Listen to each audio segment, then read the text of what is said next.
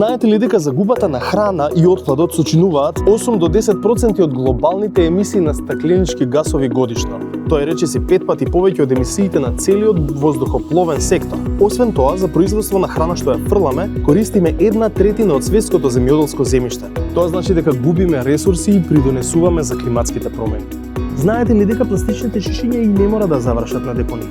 Тие може да се реупотребуваат и да создадат делови за електронска опрема или креативни украси за вашиот дом. Само со малку имагинација, секое шише, хартија или стакло може да добие нов живот. Но има надеж. Доколку секој од нас превземе мал чекор, ќе направиме големи разлики.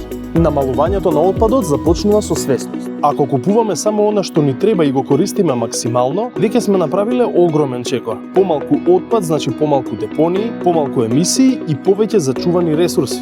Реупотребата е магија. Од старите тегли може да направиме саксеи. Од старите мајци ќе направиме ќеси.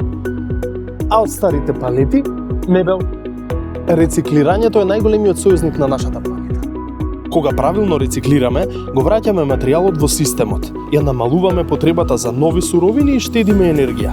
Например, рециклирањето на само едно стаклено шише штеди доволно енергија за една сијалица да работи 4 часа. Еве совет како да рециклирате правилно.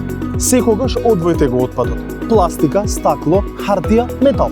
Исплакнете ги пластичните и стаклените садови пред да ги фрлите и на крајот одложете ги на соодветното место. Знам дека сите сме едногласни за тоа колку сакаме да е чиста и убава нашата планета. Затоа ве повикувам да бидеме совесни и свесни и заеднички да ја негуваме и зачувуваме. Ајде да реупотребуваме. Ајде да рециклираме. Ајде да го намалиме отпадот и да уживаме во чист свет.